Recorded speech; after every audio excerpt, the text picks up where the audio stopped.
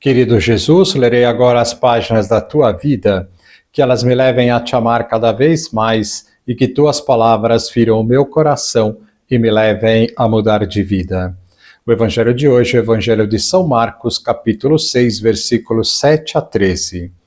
Naquele tempo, Jesus chamou os 12 e começou a enviá-los 2 a 2, dando-lhes poder sobre os espíritos impuros.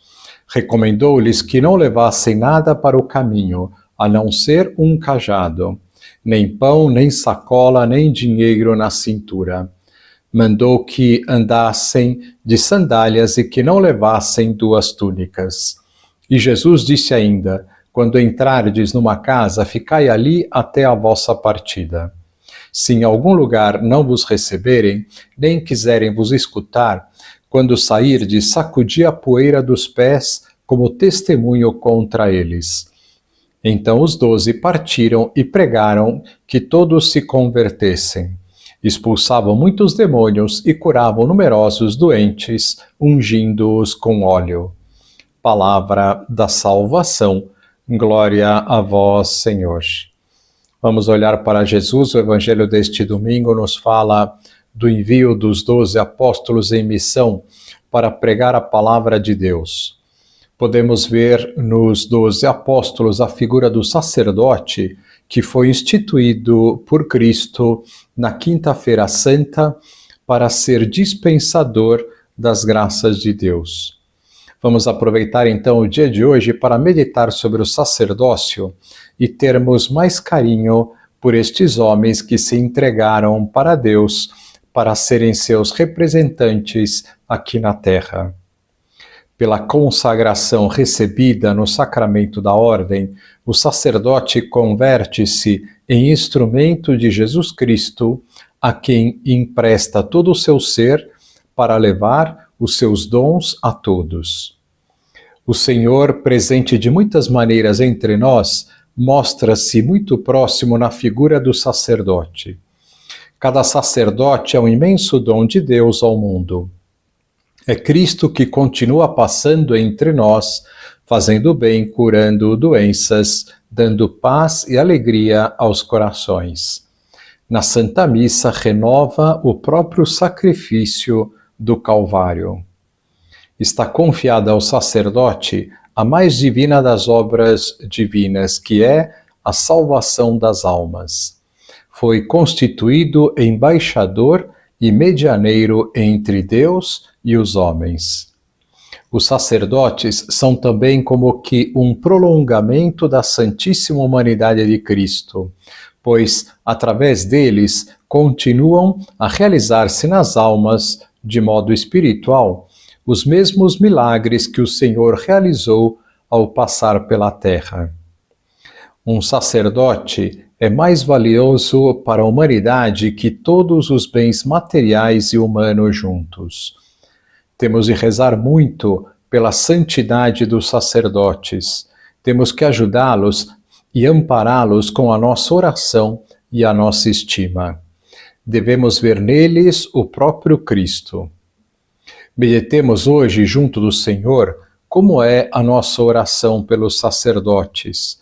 Com que delicadeza os tratamos, como lhes agradecemos que tenham querido corresponder à chamada do Senhor, como os ajudamos a ser fiéis e santos, que realizem santamente as coisas santas. Todos os fiéis têm a gratíssima obrigação de ajudar os sacerdotes, especialmente com a oração, para que celebrem com dignidade a Santa Missa e dediquem muitas horas ao confessionário, para que tenham no coração a tarefa de administrar os sacramentos aos doentes e anciãos e cuidem com esmero da catequese, para que se preocupem com o decoro da casa de Deus e sejam alegres, pacientes, generosos, amáveis, trabalhadores infatigáveis na missão de dilatar o reino de Cristo. Que os ajudemos generosamente nas suas necessidades econômicas, que procuremos prestar-lhes a nossa colaboração naquilo que estiver ao nosso alcance, e que jamais falemos mal deles, Dos sacerdotes de Cristo não se deve falar, senão para louvá-los. Se vez por outra vemos faltas e defeitos em alguns deles, procuraremos desculpá-los e fazer como aqueles bons filhos de Noé, cobri-los com o manto da caridade. Se vemos algo que não está bem, podemos comunicar ao bispo da diocese. Temos que rezar para que a Igreja possa contar sempre com os sacerdotes necessários.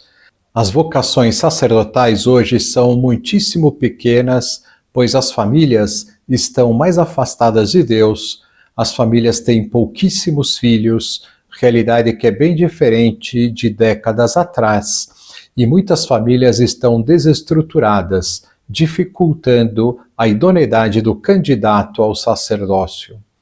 São muitos os desafios e, portanto, a oração deve ser muito intensa para compensar estas dificuldades. Para crescermos em amor e veneração pelos sacerdotes, podem ajudar-nos estas palavras que Santa Catarina de Sena coloca na boca do Senhor.